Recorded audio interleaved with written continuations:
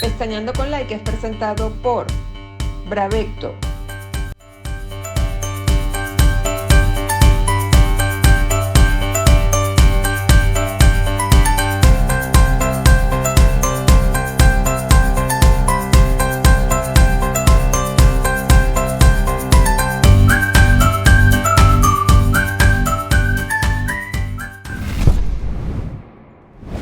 Bienvenidos una vez más a Pestañeando con Like. Hoy mi invitado es un especialista en la salud animal, neurólogo, nuestro gran amigo Andrés Trocoli, neurólogo médico veterinario, mira, con una amplia experiencia en diagnóstico y tratamiento para dar los mayores resultados de nuestros peludos cuando están enfermitos. Esto es una eminencia. Este pavo que ustedes ven aquí no sabe. Súper estrella como médico veterinario en la especialidad de neurología. Bienvenido, Andrés. Gracias por la invitación, gracias por la oportunidad. Mira, Andrés, aquí hay un tema que desde que me dijeron de que tú eras médico veterinario, neurólogo, y te vi que eras un chamo, porque mire, es súper joven. ¿Qué te llamó la atención? Porque es impresionante, este es un mundo tan interesante, tan mágico, es como las arañas y las telarañas, ¿no? Unas Sí. autopistas que tú dices, bueno, ¿cómo saber qué es lo que tienen nuestros peludos? Si ya como veterinario tienen que ir poco a poco averiguando qué es lo que tienen, porque no hablan, imagínate como neurólogo. Cuéntanos un poco, ¿qué te llamó la atención tanto de esta carrera tan hermosa? Bueno, la neurología es una ciencia muy compleja. Yo cuando era estudiante tuve afortunadamente la oportunidad de trabajar con muchos colegas y me fui formando con mucha gente, entre ellos el doctor Lester, a quien entrevistaste recientemente. Lo amo. Y bueno, habían algunas personas que me habían comentado que había un doctor que ya no está en el país, el doctor Jorge Rivas, con quien yo me quería formar. Me habían dicho que era muy bueno, que trabajaba la parte de neurología clínica, la parte de ortopedia, traumatología. Y yo había recibido información de mucha gente, había aprendido muchas cosas, pero el área de neurología, como no hay muchos neurólogos, no la había tocado. ¿Pero ¿no? tú estudiaste en Maracay o Barquisimeto? No, yo estudié en Maracay. Okay. Entonces, mientras yo era estudiante, cuando tenía tiempo libre, vacaciones o tenía tiempo libre en la universidad, bueno, hacía pasantía. Entonces me había formado durante un tiempo con otro colega en Maracay, a quien respeto y admiro muchísimo, Juan Pablo Célix, que no está ahorita en el país. Okay. Había aprendido mucho con él, pero igual siempre, bueno, cada quien hace sus cosas, ¿no? Cada quien se dedica más a un área que otros. Y me habían hablado muy bien de Jorge. Cuando Juan Pablo se fue del país, decidí ir a Huellas para cuadrar mis pasantías de pregrado. Lester me sugirió que hablara con Jorge Rivas también. Y bueno, fui y me entrevisté con él. Y la manera en la que él abordaba los casos clínicos, la manera en la que él estudiaba, ¿verdad?, el paciente. Te enamoró. Sí, los retos, ¿no? O sea, la neurología es una ciencia muy compleja. Los diagnósticos son difíciles y a mí me pareció que la manera en la que él entraba en el caso y como él armaba todo como detectives, ¿no? Porque eso es lo que somos nosotros, me gustó mucho, me llamó mucho la atención y quise involucrarme en esta área. Pues. Era la que más me gustaba, la que más me generaba interés. Pues. Por eso te digo que te enamoró, porque te tienes que enamorar, porque es un tema demasiado interesante. Como te dije, son autopistas, ¿no? Porque va desde la cabecita, la columna, más tantas cosas. Mira, vamos a entrar ya a lo que es el tema que nos llama mucho la atención, la parte del sistema nervioso de nuestros peludos. Okay. Son enfermedades, ¿no? ¿Cuáles son las principales enfermedades? ¿Se pueden llamar así? Sí, se le puede decir también padecimientos. Padecimientos. Los principales padecimientos que yo veo en la clínica diaria son problemas en la columna, algo que se llama mielopatías, que son inflamación de la médula espinal. Yo diría que eso puede ocupar como un 30-40% de la casuística, y después de eso los perros epilépticos, las convulsiones, ¿no? Eso que es lo que ocupa el mayor porcentaje. Okay. También hay otro tipo de padecimientos que no son tan frecuentes, pero bueno, por supuesto están ahí, ¿no? Problemas de nervios periféricos, problemas de los pares craneales, que son los nervios que están en la región de la cabeza, pero principalmente son problemas en la columna, mielopatías y los perros con problemas en la cabeza que generan convulsiones o epilepsia. La mayoría de los problemas que tienen en la cabecita siempre, eso no es diagnóstico, ¿cómo se llama? Cuando uno ve cuando tu perrito convulsiona. Generan convulsiones, sí, o sea, cuando tiene problemas de cabecita, uno de los síntomas exactamente. Principales es la convulsión. Uno de los signos clínicos más frecuentes puede ser convulsiones, pero también hay otro tipo de padecimientos. Pero lo que más se ve en la clínica diaria es la epilepsia. Son perritos que convulsionan, es lo que uno ve. O sea, que es muy común que los perritos tengan epilepsia y convulsionen. Sí, bueno, depende de un tema de predisposición genética, depende de la edad del perro, depende de muchos factores. Por supuesto, yo que me dedico exclusivamente a esto, estoy en un embudo y veo mucha casuística de perros epilépticos. Pero tú sabes que yo tuve yo toda mi vida he sido perruna y tuve un cocker. Ok. Me regalaron un cocker, estaba yo todavía viviendo con mi mamá, chama, y un día, antes no existía esa educación de los que perritos estaban dentro de la casa, sino que los perros eran para el jardín, para cuidar, imagínate tú un cocker. Pero bueno, nosotros, mi mamá por lo menos nos dejaba que se asomara a la cocina, tú sabes, así cuando estábamos comiendo. Y de repente estábamos comiendo nosotros y cuando oigo un y yo, oye, ¿qué es esto? Algo está pasando allá afuera, ¿no? Salgo corriendo y veo al perrito, se llamaba Crazy, tirado, y como si estuviera corriendo, sí, de medio lado, sí, como si estuviera así, tac, tac, se hizo pipí, la lengua de lado, y el ruido era ca, ca. Y yo decía, Dios mío, se está muriendo el perrito, y de repente se terminó, estaba como desorientado, y ya, no pasó nada. Dios mío, ¿qué es esto? Claro, te estoy hablando que yo tendría que 19, 20 años, que voy a saber yo de que es una convulsión, ¿no? Claro, llevé al veterinario, me sacaron todos los libros, no sé qué, y me dice que los cocker aparentemente pueden sufrir mucho de epilepsia. Eso me lo dieron en aquella época, no sé si es verdad. Pero sí, o sea, y he escuchado en el largo de esta vida la cantidad de perritos que sufren de epilepsia, pues. Sí, hay un tema de predisposición genética, de cuando tú llamas predisposición genética, es hereditario. Sí, por lo general es hereditario, exactamente. ¿O es porque es un tema de raza? Hay unas razas de perro que tienen un componente genético, una tara genética, y si los reproduces, la descendencia, los hijos, lo más probable es que manifiesten ese tipo de padecimiento. Como los humanos. Exactamente. O sea, por ejemplo, es muy frecuente verlo en Golden Retriever. Hay una línea de Golden Retriever que sufre de epilepsia primaria genética. Se llama genética porque tiene un componente genético. Claro, y igual, y se cae, y ese es el... Eso que tuviste es una convulsión generalizada. Ese movimiento de pedaleo que relaje los esfínteres, que tenga esos movimientos masticatorios, que hipersaliven, todos esos signos clínicos se pueden ver. Hay pacientes que de repente no relajan esfínteres, pero colapsan, tienen movimientos involuntarios de las extremidades. Hay otros que nada más hipersalivan y tienen alteraciones del estado mental, o sea, no responden a los estímulos.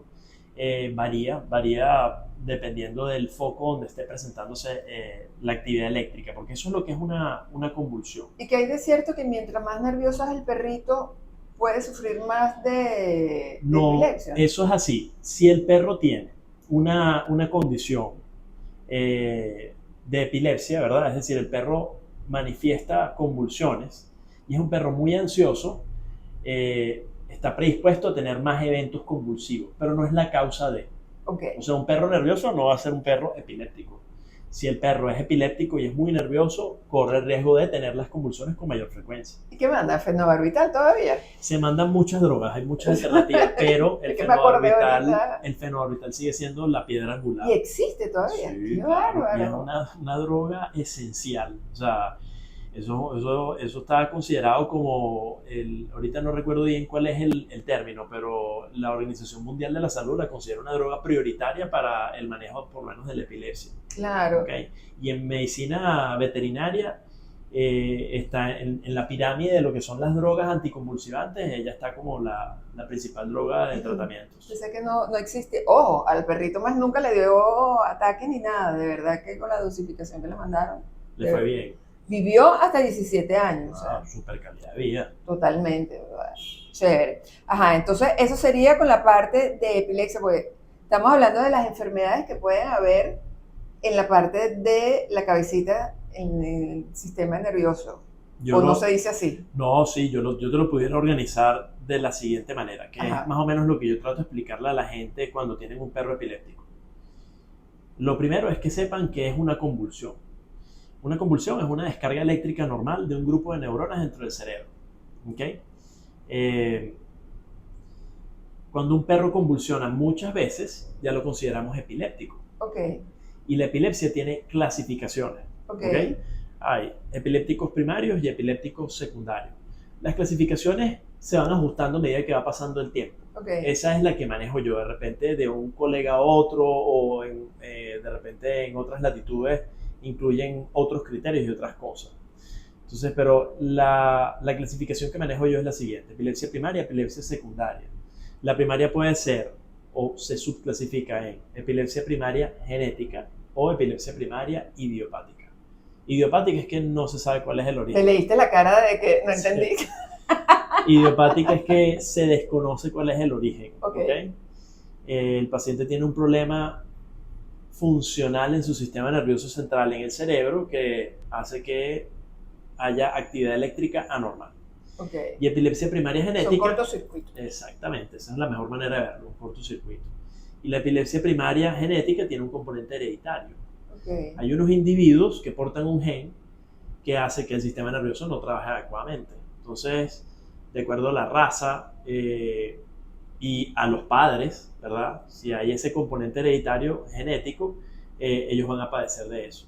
Después está la epilepsia secundaria, que puede ser por un problema, o sea, que el paciente presenta convulsiones por un problema dentro de la cabeza o un problema fuera de la cabeza.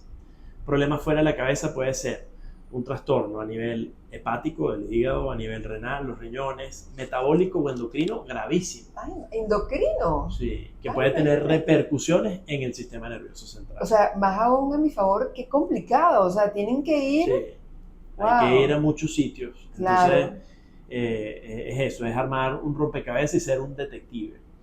Y después está la epilepsia secundaria por un problema dentro de la cabeza, como te había mencionado anteriormente, que puede ser tumores, accidentes cerebrovasculares, traumatismos craneoencefálicos, golpes muy fuertes en la cabeza, algo que se llama encefalitis de origen autoinmune, que son procesos inflamatorios del cerebro, meningitis, inflamación de la meninge, que es lo que cubre todo el sistema nervioso. Wow, qué interesante. O enfermedades infecciosas. Por ejemplo, ahorita está en boga el tema de, bueno, es algo que está pasando, que es muy delicado, ¿no? Que hay una cepa de virus de moquillo distemper, que es una enfermedad súper delicada y produce unos cuadros inflamatorios. Ustedes saben que yo al final del episodio siempre le digo a los médicos veterinarios mitos y verdades, y una de esas es que estuve leyendo que el moquillo produce epilepsia, pues, convulsiones. Sí, puede producir convulsiones, uno de los signos epilepsia clínicos. no, convulsiones, pues. Sí, puede producir. Eso es correcto. Y cuando el perrito está viejo, también le puede dar epilepsia. Sí, claro. Por ejemplo, Si estamos nunca hablando tuvo. de lo que estamos hablando de que, por ejemplo, un accidente cerebrovascular, si el paciente es un perrito muy viejo y tiene un problema que lo predisponga a tener hipercoagulabilidad, por ejemplo, o eso, accidentes cerebrovasculares, puede convulsionar. Me pasa con muchísima frecuencia pacientes después de los 10 años de edad que vienen a consulta porque nunca habían convulsionado, están empezando a debutar con eso y resulta que haciendo estudios complementarios detectamos que hay un tumor. Es un padecimiento súper frecuente, es algo que diagnosticamos, es algo que operamos, pero sí, y es una de las causas más comunes en perros de edades avanzadas, que convulsionen porque hay un tumor en la cabeza, en el cerebro. Y estos tumores, tú sabes, a lo mejor yo estoy equivocada, he visto que últimamente, yo no sé si es por las redes, tú sabes que tú buscas algo y te aparece todas las cosas. Es impresionante la cantidad de gente con tumores en el cerebro, el humano, pero son benignos, ¿ok? En los peludos, ¿la mayoría son benignos o son malignos? Bueno, Yo sé que primero, depende, pues. sí, o sea, yo siempre yo tengo la siguiente noción. Primero, lo ves con mucha frecuencia, ¿no? Hay como una manera de verlo, y es la siguiente. A medida que hemos ido avanzando, ¿verdad? Desde el punto de vista médico, con todos los recursos tecnológicos que hay hoy en día, hacer diagnósticos de ese tipo es más sencillo y más rápido. Entonces lo vas a ver con más frecuencia. También hay otros componentes, por ejemplo, si la sociedad en cierto país, o sea, un índice de la población fuma mucho, va a tener mayor, por ejemplo, predisposición a Correcto. tener cáncer. Si Ajá. está muy estresado, van a tener mayor predisposición a tener cáncer, los hábitos alimenticios y todas esas cosas. Ok. Con respecto a si una lesión, un tumor en la cabeza es benigno o maligno, hay dos criterios como de malignidad. Uno es el comportamiento celular, o sea, cómo es esa célula que se supone que está ahí creciendo de manera anormal. Entonces, una vez que uno saca ese tumor en una cirugía, por ejemplo, y lo manda a estudiar con un patólogo, el patólogo te dice, bueno, resulta que eso es un tumor benigno porque es un tumor, es un meningioma, que es lo más frecuente en los perros. Por eso es que te quería preguntar eso, ¿cuál es sería el más frecuente? Claro, lo más frecuente en perritos es meningiomas, también depende de la raza. Los perritos dolicocéfalos que tienen el hocico largo, ¿verdad? Tienden a tener más meningiomas. Los perritos braquicéfalos, los bulldog francés, los shih tzu, los bulldog inglés tienden a tener, los boxer tienden a tener más algo que se llama glioma. Entonces, los gliomas suelen tener un comportamiento mucho más agresivo, suelen ser más malignos. Wow. Los meningiomas son de crecimiento lento. Entonces el patólogo te dice, bueno, es un tumor benigno porque resulta que es un meningioma de bajo grado, pero eso lo establece. Cualquier cosa que esté creciendo en el cerebro es maligno. Totalmente. Porque eventualmente creciendo genera un proceso inflamatorio que el cerebro a largo plazo no puede compensar. Totalmente. Entonces hay que sacarlo. Sí, y todo es riesgo, pues, y en el cerebro, imagínate. Sí. Hay tantas neuronas. Hablando de neuronas, ¿existe algún número de neuronas que puede tener un peludo? La verdad es que lo hay, pero ahorita decirte el número exacto no lo sé. Sí, igual que uno, yo me imagino que el humano tiene cierta cantidad de neuronas en tal sitio, divididas sí, ¿no? Y el sistema nervioso, esas son cosas que se están estudiando, ¿no? Es muy versátil. Entonces, cuando hay algún daño, él hace puentes y nuevas conexiones neuronales. Eso es lo que se llama mágico. Eso es lo que se llama plasticidad, ¿no? Las personas, por ejemplo, que quedan ciegas y entonces desarrollan otro sentido. Correcto. Su cuerpo busca adaptarse. Correcto. Entonces, todo el tiempo estamos haciendo conexiones nuevas. Tú aprendes algo hoy que es nuevo para ti y estás haciendo puentes, conexiones. Correcto. Y esa es la idea, ¿no? Las personas que hablan muchos idiomas tienen distintos tipos de conexiones. Las personas que practican un deporte en específico tienen distintos tipos de conexiones a otras personas y así, ¿no? Entonces varía, ¿no? Mira, ¿y nuestros peludos pueden sufrir de demencia senil? Sí, también. Sí pasa. Se llama síndrome de disfunción cognitiva y es... ¿Y esto de que si Parkinson, que si... ¿Cuál es el otro? No Parkinson. La demencia senil la comparan con lo que es el Alzheimer, ¿no? El Alzheimer, correcto. Entonces, el síndrome de disfunción cognitiva en los perritos es muy similar. Los signos clínicos suelen ser que los perritos empiezan a tener problemas para ubicarse espacialmente, tienen alteraciones en los ciclos de sueño-vigilia, por ejemplo, duermen mucho de día. Igual que los humanos. Y de noche deambulan mucho, se orinan y se evacúan en sitios inapropiados, vocalizan a objetos inanimados, no reconocen a los propietarios, a la familia. Yo tuve un Jack Russell de 17 años que le dio por darle vuelta a la isla de la cocina.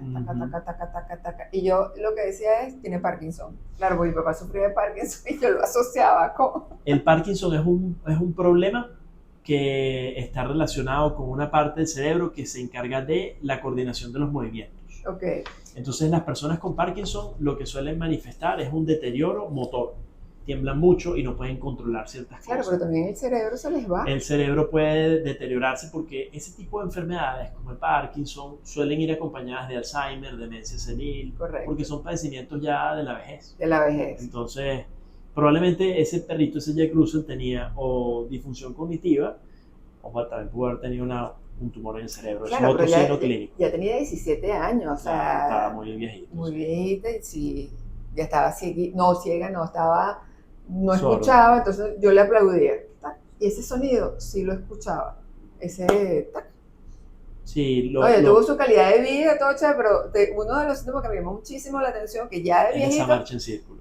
que yo decía, Dios mío, me le vas a abrir un hueco en la cocina, pero yo la dejaba, entonces llegaba un momento que se tranquilizaba, taca, taca, taca, y se iba para su camita y volvía a dormir. Sí, se echaba cansada. Cansada, claro. Sí, eso es otro signo clínico de los perritos con tumores en la cabeza, marcha en círculo.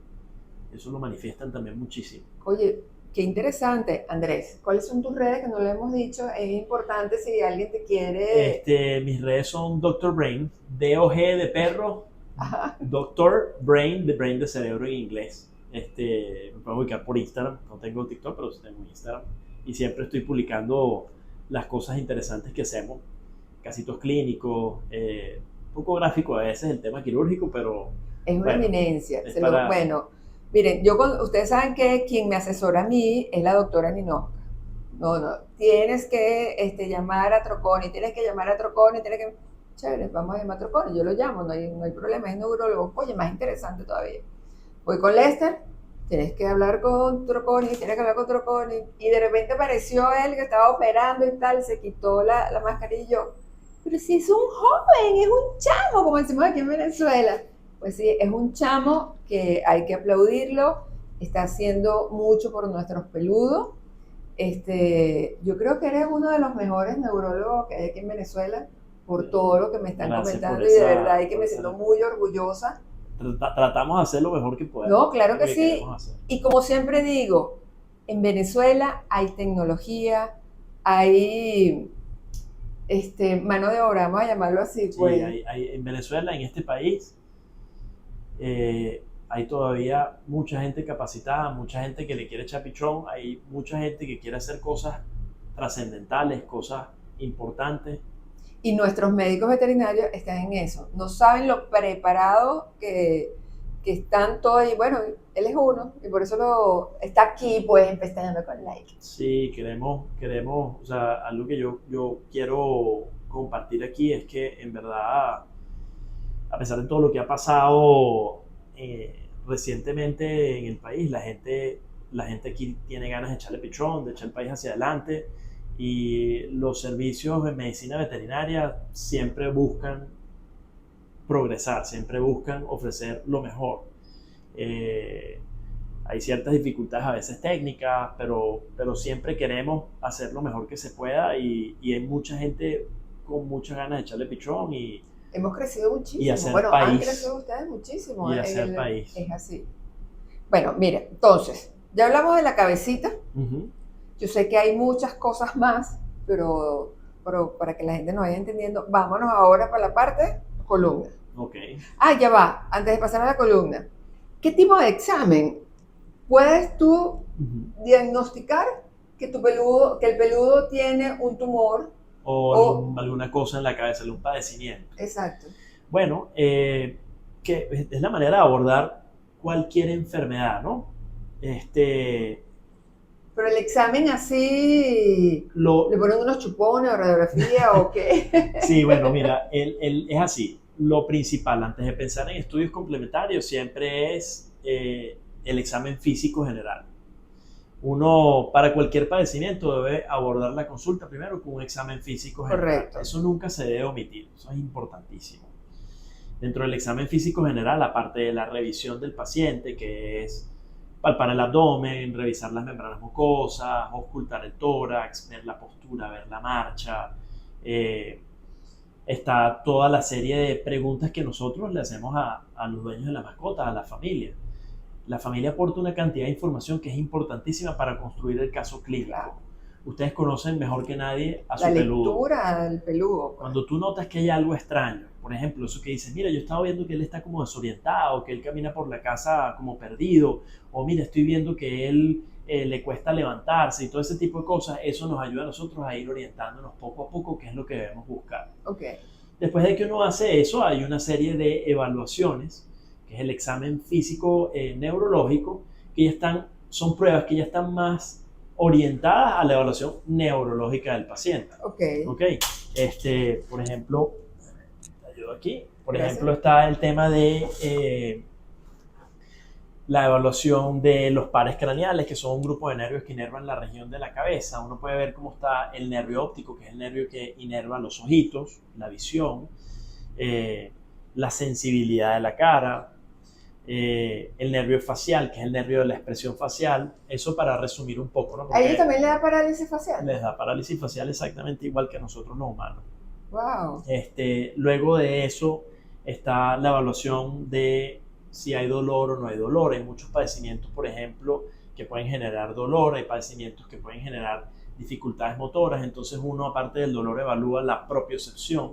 La propiocepción es una capacidad que tenemos, que tiene el sistema nervioso de ubicar las extremidades espacialmente. Es lo que te permite a ti, por ejemplo, que tú vayas caminando y no arrastres los pies. Que Pero eso sería con la columna, no con la cabecita. No, con la cabeza también. Ah, imagínate. Eso es muy importante. El cerebro y la médula espinal, que son el sistema nervioso central, tienen esa capacidad sensitiva. Claro. Entonces tú vas caminando y tú vas a hacer un salto y tu cuerpo en cuestión de milisegundos coordina para que caigas con las piernas en la posición adecuada y no te caigas. Correcto. Entonces hay una cantidad de pruebas posturales de salto, por ejemplo, que ayudan a evaluar la propiocepción. Ya después de eso, si sospechamos que hay un padecimiento en la cabeza, hay pruebas, lo que llamamos estudios complementarios, Okay. que son exámenes que ayudan a ir más allá. Entonces está, por ejemplo, los estudios de imagen, la resonancia magnética, la tomografía, y lo de los chupones que comentaste es electroencefalografía, que aquí en Venezuela ahorita no contamos con esa herramienta. Ah, pero sí se lo hacen. A los perritos se les hace electroencefalograma. ¿Sí? ¿Y se lo hacen despierto o dormido? No, tienen que estar sedados. Pero, ¿y cómo van a saber si...? Ah, pues... Bueno, porque hay ciertos patrones que uno estudia. O sea, uno sabe cómo es la actividad eléctrica del cerebro en vigilia, que es cuando uno está alerta, y uno sabe cómo es la actividad eléctrica del cerebro cuando hay ciertas anormalidades. Okay. Entonces, el electroencefalograma lo que es un mapa eléctrico del cerebro. Okay. Así como, por ejemplo, los cardiólogos, el doctor Lester hace electrocardiograma, que es la actividad eléctrica del corazón, el cerebro también tiene una actividad eléctrica. Claro. Y eso se mide. Y cuando se le da la parálisis de los peludos, ¿cómo se mejora eso? ¿También con fisioterapia? Eso es más complejo, sí. No es igual no es igual que los seres humanos. Las parálisis faciales por lo general suelen ser de la inervación periférica del nervio facial. Entonces es algo que por lo general remite espontáneamente y suele solucionarse. Ahí lo que hay que cuidarle siempre es el ojito. Okay. Porque si no puedes parpadear, no puedes lubricar el ojo, entonces se forman úlceras. Claro. Pero claro, estoy hablando superficialmente del tema, ¿no? Las parálisis faciales pueden ocurrir por muchas cosas. No. La idea es saber no podemos ir profundizando, porque si no, no vamos a estar aquí todo el día. Si adentramos en ese tema, bueno. Y hablaste también de la parte endocrina. Sí. ¿Qué tiene que ver la parte endocrina con la parte del cerebrito? Bueno, la manera más sencilla de verla es, por ejemplo, recientemente operamos, y creo que eso no, asumo, no, pienso que nunca se había hecho aquí, creo, porque no he visto ningún reporte acá, ¿no? Un bulldog francés que tenía muchos problemas de piel, tenía hipotiroidismo y algo que se llama hiperadrenocorticismo. Okay. Produce mucha hormona corticoide, muchas hormonas relacionadas con el metabolismo del corticoide, y producía muy poca hormona tiroidea, ¿no? Entonces el perrito tenía caída del pelo. Yo se lo refería a una colega que estaba tratándole el tema de la piel y hizo el diagnóstico de estos problemas endocrinos, y después de unos meses el perro empezó a presentar marcha en círculos y movimientos involuntarios que parecían convulsiones. O sea, le planteamos al propietario hacer una resonancia magnética para ver si el tema endocrino guardaba relación con estos últimos signos neurológicos, y conseguimos un tumor en la hipófisis. Wow. La hipófisis es la silla turca, la base del cerebro, y es una parte del sistema nervioso neuroendocrino. Ella ayuda a regular, por ejemplo, los niveles de esas hormonas en el cuerpo. Ese tumor lo abordamos quirúrgicamente, hicimos algo que se llama un abordaje fenopalatino, entramos por el paladar, entramos a la silla turca y removimos el tumor. Eso es un caso clínico que yo Una publicaré recientemente. pregunta de curiosidad femenina. Ujú. Cuando le pones anestesia general, ¿no lo entúan? Sí, claro. ¿Y cómo hiciste para entrar? Bueno, con Magia. métodos para abrir la boca de cierta manera, colocando el tubo de cierta manera. Eso yo lo publicaré pronto en Yo las de redes. curiosa que soy demasiado, entonces me llama mucho la atención de cómo. Claro. Entonces, ese perrito en particular tenía un tumor que estaba produciendo una alteración neuroendocrina. Pues ¿ok? fíjate que ahora la parte endocrina Ujú. se está oyendo mucho. Antes no se oía en la parte endocrina de los perritos. No, sí, les da diabetes, les da Ahora tienen que tomar Eutirox. hipertiroidismo, tienen hipotiroidismo, hiperadrenocorticismo, que es lo que se conoce como Cushing. Todas esas enfermedades endocrinas, sí, les da exactamente lo mismo que nos da a nosotros. Les da diabetes, pues, o sea, eso es lo más... entonces, ese caso en particular era porque ese perro tenía un tumor, pero por ejemplo, el hipotiroidismo, o sea, las hormonas juegan un rol desde el punto de vista metabólico en el cuerpo.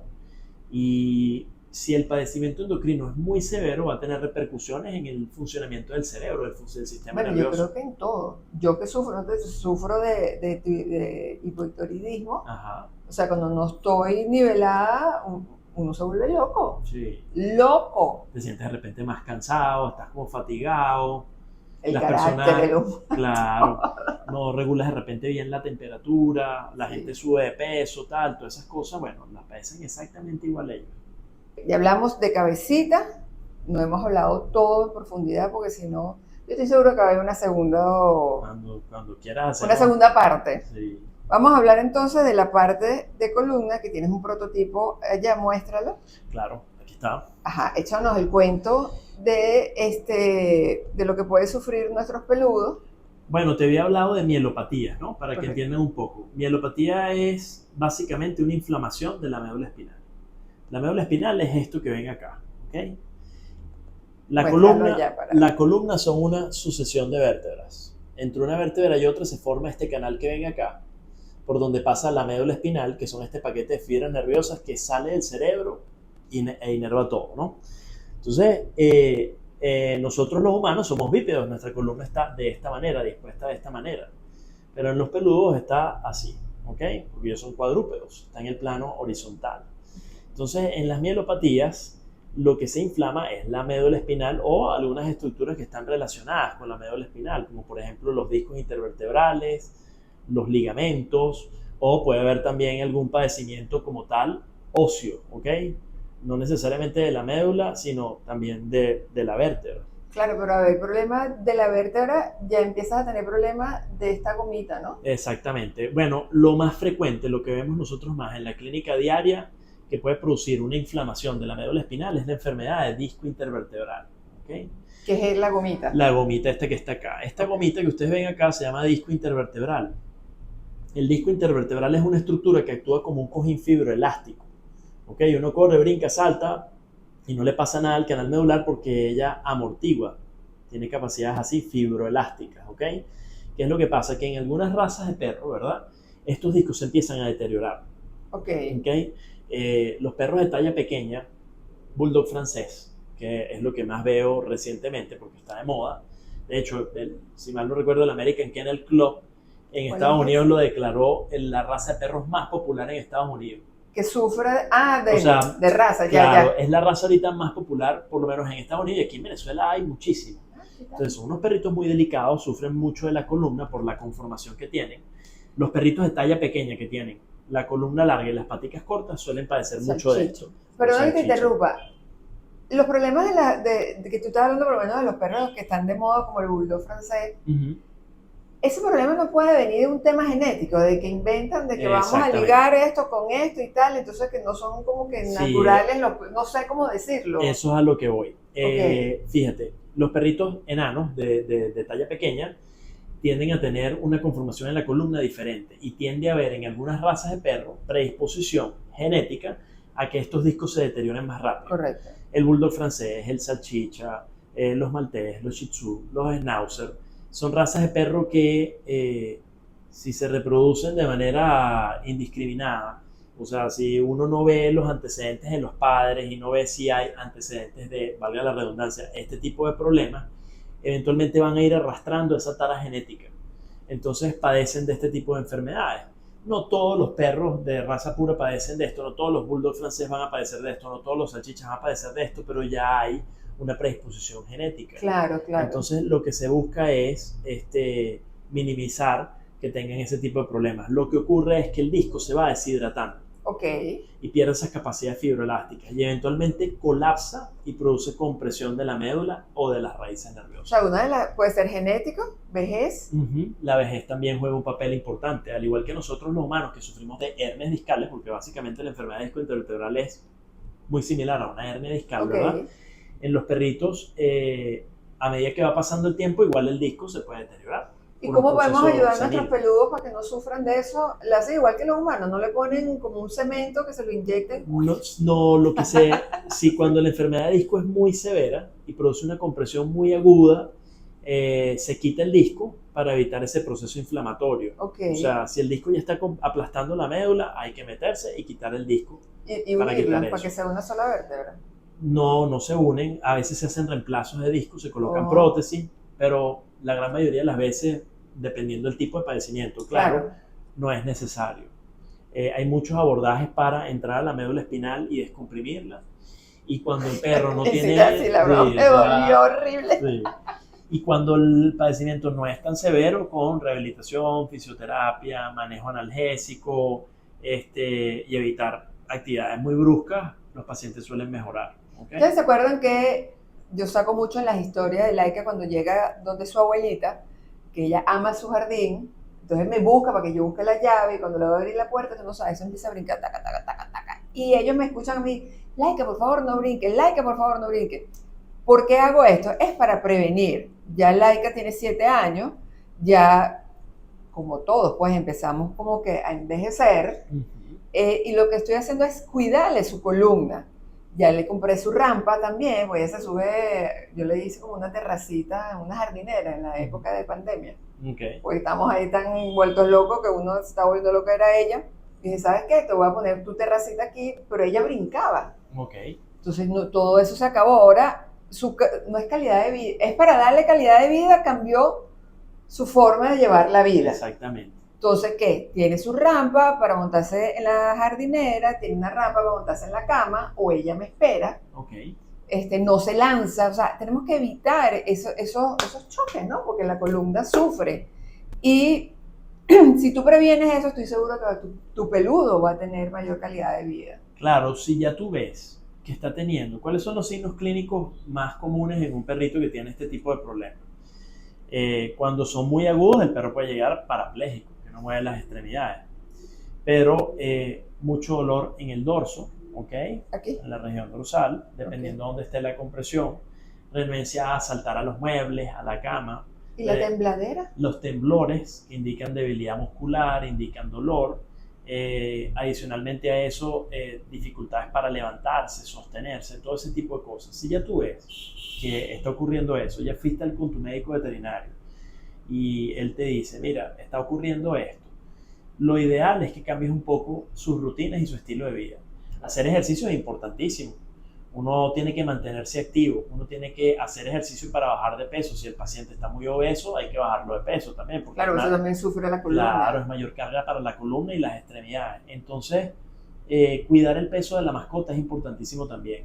No es dejar de hacer actividades físicas, pero ir incorporándoselas poco a poco y evitar actividades muy bruscas. Es prevenir. Saltos bruscos, exactamente, es prevenir.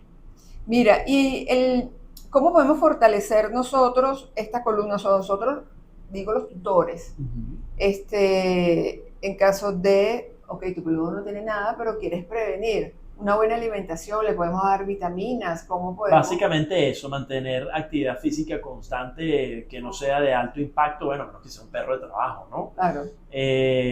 Cuidar el peso de la mascota y evitar algunas cosas como, por ejemplo, estos perritos que brincan mucho en 2 paticas, porque entonces cambia el ángulo de la columna. Ellos son cuadrúpedos, entonces correcto, al hacer eso, mayor impacto. Eso recientemente lo vi en unas charlas que dimos un grupo de veterinarios en Valencia. Estaba la doctora Almendra Terrero, que hace rehabilitación y fisioterapia aquí en Venezuela, y ella habló de eso. Me pareció interesante. Es otra posible entrevista que puedes hacer Bien Claro que chévere. sí. La parte O de sea, que rehabilitación. tenemos que evitar que nuestros peludos queden en dos patas. Claro, ellos no son perritos de andar de dos patas. No, bueno, claro, también hay que no irse a los extremos, ¿no? Hay perritos que se ponen en dos paticas, quieren que los alcen o que les hagan cariño y tal, están buscando atención, pero si es todo el tiempo la brincadera y tal, eventualmente eso puede tener un impacto en la columna y ser negativo, ¿no? Claro, fíjate que existen razas que son mini, estándar y grandes. Ujú, En este caso, como los schnauzer. ujú. ¿Tú consideras que los que más van a sufrir de la columna son los mini? Porque son los más chiquitos. Sí, o sea, sí. Sabes que hay una línea de schnauzer gigante y ellos que son, yo diría no mini, tal vez estándar, porque ella no es eso que llaman tico o mini, pero es ya un tema de la raza como tal. El schnauzer de esta talla sufre de la columna.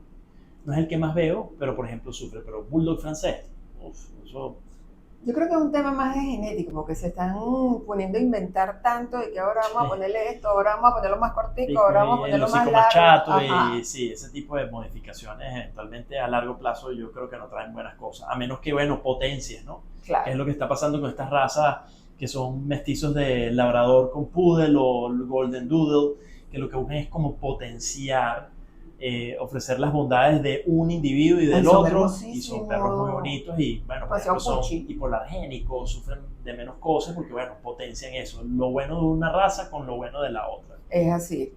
Mira, Doc, ajá, volviendo al tema columna. ¿Cómo son los exámenes? Es igual que el de la cabecita. Primero el examen físico, ajá, pero ¿cómo vas tú exactamente con radiología? Sí, bueno, básicamente después de que uno hace en la columna, bueno, y también ocurre en el cerebro, ¿no? Uno con el examen físico y el examen neurológico, uno hace neurolocalización. El clínico lo que hace es Son poquitas. neurolocalizar, no. Cuando yo hablo de neurolocalización, lo que hablo es de tú haciendo el examen físico, localizar en donde probablemente esté el problema del paciente. Ok. O sea, resulta que yo la palpo aquí y ella tiene dolor. Sí, bueno, el dolor parece estar en el segmento toracolumbar. ¿Qué puede ser? Puede ser, por ejemplo, una enfermedad de disco intervertebral. Ahora, ¿qué hago yo para verificar eso? Para hacer un diagnóstico más exacto. Bueno, igual estudios complementarios. Entonces, dentro de los estudios complementarios en columna está las imágenes, radiografía convencional, tomografía, resonancia magnética. Ok. Y ya con la imagen es que uno aproxima el diagnóstico de manera más precisa. Pues. Claro. Okay. No, vale, yo estoy fascinada contigo, con todo el tema. De verdad que es muy interesante y lástima que el tiempo, Doc, no nos da. Pero antes de irnos, yo tengo mitos y verdades. Ya van mis lentes, por Okay. favor, que necesito que me los contestes. Yo de haciendo mis cositas. ¿Es mito o verdad? Las picaduras de garrapatas pueden afectar el sistema nervioso y causar parálisis. Bueno, el tema es el siguiente. Los ectoparásitos, como las pulgas, las garrapatas, son vectores de enfermedades como los hemoparásitos, que son la Ehrlichia, el anaplasma, la Bartonella, hay muchas. Ok, ¿Okay? En esta parte del mundo, en el trópico, la incidencia y la prevalencia de esas enfermedades es muy alta. ok. Cuando tienen un pico muy agudo de ese tipo de enfermedades, el sistema nervioso se puede afectar, porque sí puede pasar. El tema es llegar al diagnóstico y saber que realmente el ¿Y el por paciente, qué? exactamente. Lo más común con ese tipo de enfermedades, con los hemoparásitos, que son bacterias o parásitos que producen cuadros de anemia, es eso. Ver membranas mucosas pálidas por la anemia, membranas mucosas O sea, la sangrantes anemia por... afecta al cerebro. Bueno, la anemia y el hemoparásito como tal pueden producir un proceso inflamatorio o del cerebro o de la médula espinal. Entonces, sí puede ocurrir, pero a mi criterio, creo que Tan común. no es lo más común. Ok, O sea, vas a ver otras cosas antes. cancelado. La falta de vitamina B1 puede causar pérdida del control motor, convulsiones. Sí, las deficiencias de algunas vitaminas pueden producir muchos problemas. Sí, lo pueden producir.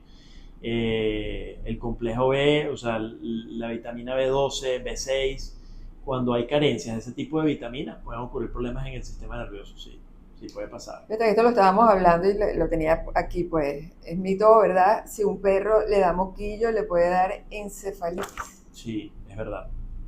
El moquillo es una enfermedad súper delicada. O sea que imagínate, primero para poderlo salvar del moquillo, aparte de eso, entonces tiene complicaciones con el cerebro, o sea, Sí, o es sea, el difícil. moquillo es una enfermedad que tiene tropismo, por decirlo de alguna manera, tiene afinidad por el sistema nervioso, afecta casi siempre el sistema nervioso. Ok, Y ahorita hay un brote en el país, entonces hay que ser muy, muy responsables con el tema de las vacunaciones, ¿ok? sí, Yo recomiendo, aprovecho este espacio para recomendarle a todo el mundo que lleve su mascota con su médico veterinario de pila a vacunar anualmente a las mascotas. es No así. lo saquen a la calle sin que tengan todo su plan de inmunización actualizado, ¿ok? Eso es muy importante. Y tú sabes que yo también llamo mucho a la prevención de que si quieres salvar un peludo que esté en la calle, ten cuidado de, porque puede tener moquillo, ¿ok? Entonces cuando lo vayas a agarrar, intenta que no esté tu perrito contigo, o después que lo salvaste y lo vas a llevar al médico veterinario del Hacer refugio, cuarentenas, todo ese hacer tipo de cosas. cuarentena, cámbiate la ropa antes de llegar a tu Ujú. casa, es Muy un bien, todo temazo eso, el exactamente. moquillo. Sí, de hecho, el primer episodio de Pestañando con Laika, hablamos del moquillo y fue con Minosca. Ok. O sea, es súper interesante. Ajá. La hidrocefalia solo se ve en cachorros. Mito, ¿verdad? No, si tú tienes alguna lesión tumoral, por ejemplo, que obstruya la circulación del líquido cefalorraquídeo. El líquido cefalorraquídeo es un líquido que baña todo el sistema nervioso y dentro del cerebro hay unas cavidades que se llaman ventrículos que albergan o tienen líquido cefalorraquídeo. Si la comunicación de ese líquido dentro del cerebro no es la adecuada, por ejemplo, por un tumor, un quiste, cualquier cosa, pudieras desarrollar una hidrocefalia adulto. Sí puede pasar. Ok. Mito, ¿verdad? Los problemas de equilibrio siempre se originan en el oído. No, no necesariamente. Lo que hablamos de la propiocepción, lo que hablamos de la médula espinal, las fibras propioceptivas eh, tienen relación con el cerebro, con el sistema nervioso central, que es cerebro y médula espinal. Y si el paciente tiene, por ejemplo, una inflamación de la médula espinal por una hernia discal, tú lo vas a ver con problemas de equilibrio. Claro, buscando la forma Sí, eso de que no tiene le unas duela. clasificaciones, pero ya es un terreno un poco más hondo, Profundo. sí, más técnico. Sí, Pero eso se llama desequilibrio. Cuando un paciente tiene una marcha con desequilibrio, eso se llama ataxia. Y hay distintos tipos de ataxia. Esas clasificaciones ya son más en el ámbito médico profesional. De repente, yo las pudiera decir aquí, pero la no gente vamos a entender. sí, no es entender. Yo no dudo de las capacidades de nadie, pero es más Bueno, profundo, no pues. voy a entender, pues. Yo creo que todo el mundo, si se le explica adecuadamente, entiende todo. Es así. Bueno, Doc, se nos acabó el tiempo. Si quieres dar algún mensaje a los fans de Laika. Bueno, estos espacios son para que conozcan que aquí en el país hay muchos colegas y muchos servicios en el área de la medicina veterinaria. Estamos haciendo cosas súper interesantes y súper importantes para nuestras mascotas. Y esta ventana es para que conozcan todos esos servicios y sepan que siempre se puede hacer más.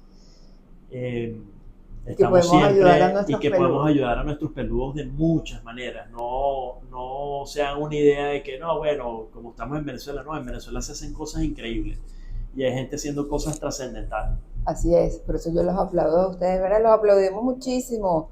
Yo estoy seguro que viene una segunda parte y vamos a hablar de gatos. por supuesto, lo que quieran. ¿Ok? Estoy a la orden para lo que necesiten. Sí. Bueno, ya ustedes saben que nos vemos en un próximo Pestañando con Laika y si te gustó este episodio, dale like.